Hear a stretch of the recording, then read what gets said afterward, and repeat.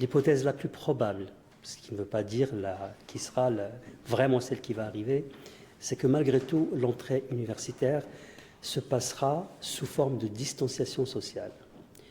C'est-à-dire distance d'un mètre entre chaque usager. Si c'est comme ça que ça se passe, il faut qu'on se prépare. Parce que ça veut dire qu'il faut adapter les locaux. Vous voyez bien, il faut qu'il y ait une table sur deux. Et donc ça veut dire qu'on ne peut pas accueillir tous les étudiants d'un coup. Donc il faut trouver un moyen pour contourner tout cela et pour trouver des solutions. Donc nous avons fait une lettre de cadrage avec l'appui des directeurs de composantes, réunis tous ensemble, ainsi que les présidents de collégium, et ainsi que les responsables administratifs, qui est sorti avec une note de cadrage qui a eu l'aval de tous les directeurs de composantes. Alors cette note de cadrage, elle se veut anticipatrice, si je peux dire, de cette rentrée. Donc nous allons équiper notre université de matériel informatique et de visio performants, de logiciels informatiques, etc., pour qu'il y ait des rotations, le cas échéant.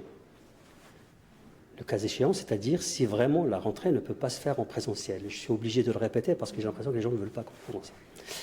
Donc voilà, ça va se passer comme ça, c'est-à-dire il y aura une rotation, une semaine, un groupe d'étudiants sera présent, l'autre groupe sera en distanciel, la semaine d'après, c'est l'inverse, celui qui était en distanciel vient en présentiel, etc.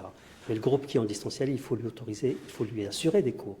Donc ce que nous souhaiterions faire, c'est mettre les services de l'université pour équiper les amphis, les salles de TD, etc., pour que les cours soient diffusés, soit en direct, c'est-à-dire l'étudiant peut participer de chez lui au cours, soit au moins diffusés sur un support. Vous dites une semaine sur deux, donc ça veut dire capacité de 50% des amphis? Pas forcément, ça dépend de combien de personnes. Imaginez dans un amphi de 400 personnes. Prenons ça. Alors vous allez accepter combien de personnes parce que généralement les amphis sont bondés, il n'y a pas cette distance, il n'y a même pas 5 cm entre ils sont collés les uns aux autres. Donc là c'est pas possible, ça ne sera pas à 50%, ça sera peut-être 20%. Donc ça je le signale, il n'y a aucun chiffre précis pour l'instant. Le travail est engagé, il faut que les gens le comprennent. Et les directeurs de composantes l'ont bien compris. Les chiffres qui sont sur la note de cadrage sont des estimations qui sortent d'un niveau national. Mais les chiffres, c'est le directeur du patrimoine avec son service patrimoine. Nous avons 300 000 m² dans cette université. 300 000 m², ce n'est pas négligeable. Imaginez le nombre de salles, d'amphis, etc., de salles de TD.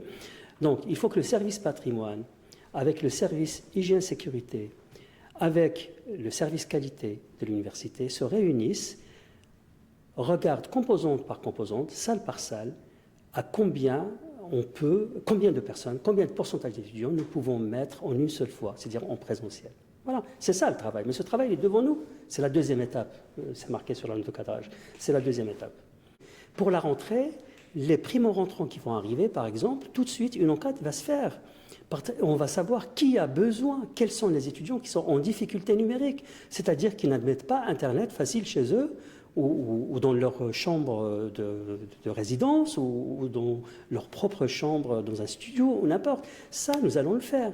Et donc l'université s'engage à fournir à ses étudiants du matériel pour qu'ils puissent fonctionner. Sinon on ne peut pas fonctionner.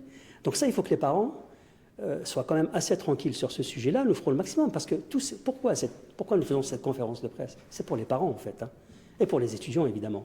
C'est pas tellement vers le personnel, etc. Il est dans le coup, il sait ce qui se passe. Mais on ne peut pas faire peur à des familles en agitant des choses comme ça, alors que la situation est pareille dans toute la France. Toutes les universités sont en train de préparer leur entrée. Il faut qu'on fasse au mieux. Et moi, je estime qu'un dirigeant, il faut qu'il soit dans l'anticipation, et c'est ce que je fais. Et je demande à mes services, aux enseignants-chercheurs, aux responsables administratifs de travailler. Et heureusement, c'est grâce à leur aide, parce que j'ai quand même une écrasante majorité de personnel qui sont vraiment dévoués à l'enseignement supérieur de la recherche et qui ne regardent pas leur intérêt, mais l'intérêt de la jeunesse. Et c'est ce que j'essaie de faire.